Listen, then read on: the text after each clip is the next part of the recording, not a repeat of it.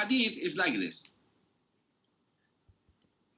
After the death of Rasulullah sallallahu alaihi wasallam, who became the caliph? Abu-Bakr. Very good. Radiallahu anhu. Radiallahu anhu. How long he stayed in power? Who knows? Who remembers? 2 years. 2 years. 2 years, 5 months. 2 years, 3 months, and 10 days.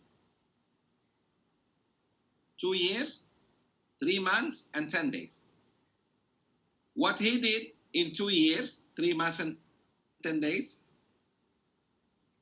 governments today don't do even in 50 years. May Allah be pleased with Abu Bakr as-Siddiq and all the Sahaba. So, in his time, some Arab tribes apostated, became murtad. He decided, therefore, to declare war against those tribes. Kill them. Fight them. Omar, radiallahu anhu, his advisor, could not understand. You kill people who say La ilaha illallah, Muhammadur Rasulullah. You kill people who pray. He said, yes. Wallahi, I will fight to death anyone who separates between salat and zakat. Then he brought him the hadith of Rasulullah sallallahu alaihi wasallam. He said, Umar, I think you forgot. Didn't you hear the Prophet sallallahu alaihi wasallam saying that I have been commanded by Allah to fight people until they say La ilaha illallah Muhammadur Rasulullah, until they establish the prayer, and until they pay zakat? You forgot this hadith? Then Umar said, yeah, that's true. Oh. Then he said, I was amazed at how sharp Abu Bakr said. He told him, they will not stop at zakat.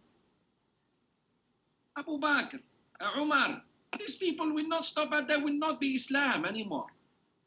If we allow them not to pay zakat, they will go to salat, and they will go to shahada, and they will attack Medina and finish us. And he was right. So today, how many people don't pay zakat? How many people don't even pray? Muslims.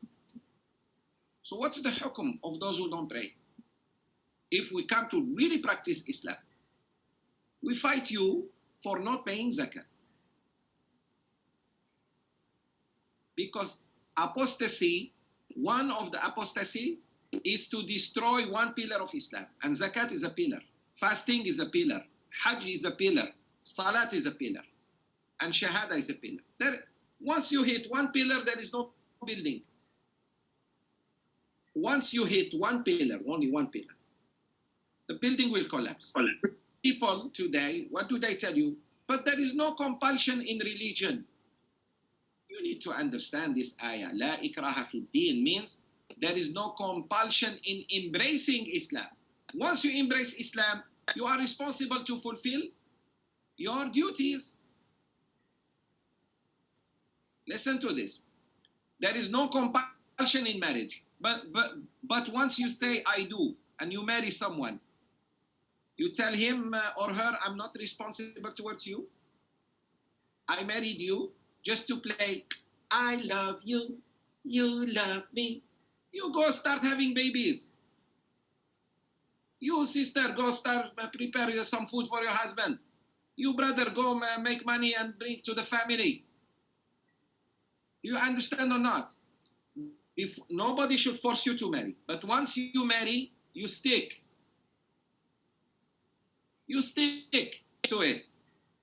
Nobody force you to work for someone, but once you sign a contract with someone, you honor it. Unless they wrong you, they don't give you your dues or this, that, or they tricked you, but you already. You faham or not? So no compulsion in embracing Islam. But once you embrace Islam, you are responsible now. You are accountable. You are to be questioned.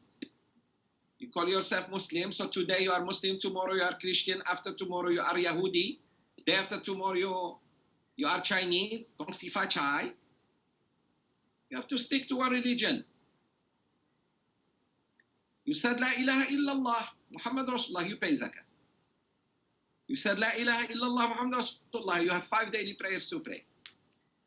You said La ilaha illallah, Muhammad Rasulullah, you have 1 month that is coming, Ramadan, inshallah, to fast. You said La ilaha illallah, Muhammad Rasulullah, you save some money and you go to Mecca at least 1 time in your lifetime for Hajj. That is Islam. Islam is not joke. Islam is not a cloth. You put it on, whenever you want to remove it, you remove it. Islam is a way of life. Islam is a promise. Islam is the right of God over you and me. Do you faham this or not? Explain this to your friends, to yourselves, to your children, to your loved ones. They think Islam is delicacy, is a dessert, dessert. Islam is not just... Without Islam, you go to hell. We will burn, na'udhu billah, in hellfire without Islam. May Allah save us. Yes, sister. Yeah, Sheikh, I have a question. It's obvious from this hadith that if you don't perform one of the pillars, you are actually can be considered as an apostate. Apostate, but, yes. Apostate, yeah. But when we learn about in hell and paradise, anyone who say La ilaha illallah will be pulled out from the hell and then entered paradise. So does this include those people who say La ilaha illallah but does not pray or does not pay zakat? Inshallah. But why go to hell even for a second? Wallahi, it's not fun. Sisters, brothers, trust me. Listen. Okay, you know what? When you are boiling water for tea, just please put your finger inside boiling water. Put it on just for 1 second and see if you can tahan. Yallah. For 1 second, just your finger. Put it inside the fire like this. Boiled water, boiling water. This is the fire of dunya. We cannot tahan.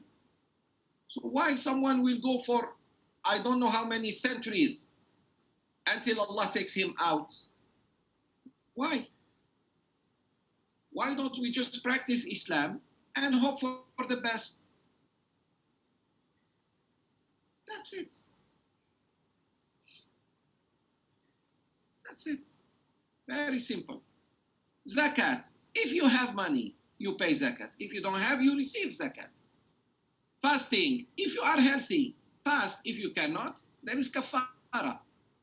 Hajj. If you have money and health to go to Mecca, you go. If you don't have, you don't. But salat, no excuse. That's all. You have money and you don't give zakat, you are super stingy. You need to be rotund. You can fast and you don't fast. You cannot control your desires from Fajr until Maghrib. Maghrib until Fajr 8.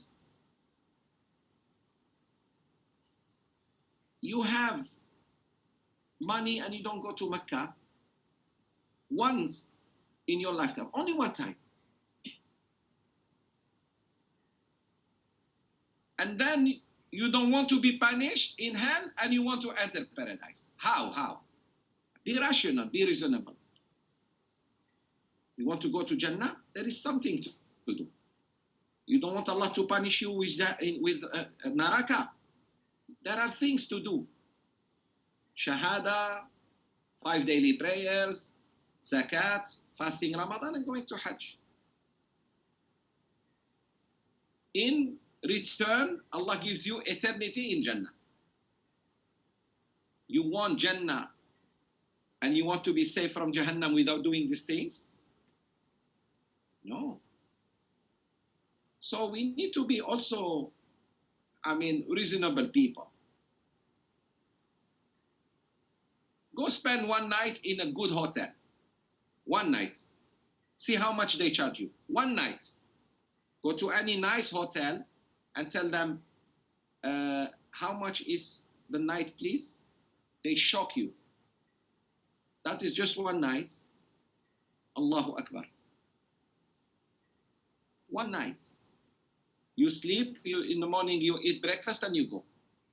That's all. And sometimes breakfast not included. In Jannah, forever, you're going to live forever in Jannah. Only Allah knows how beautiful it is. You don't want to even pay zakat or give sadaqah or may Allah give us hidayah and make us aqil. Orang berakal.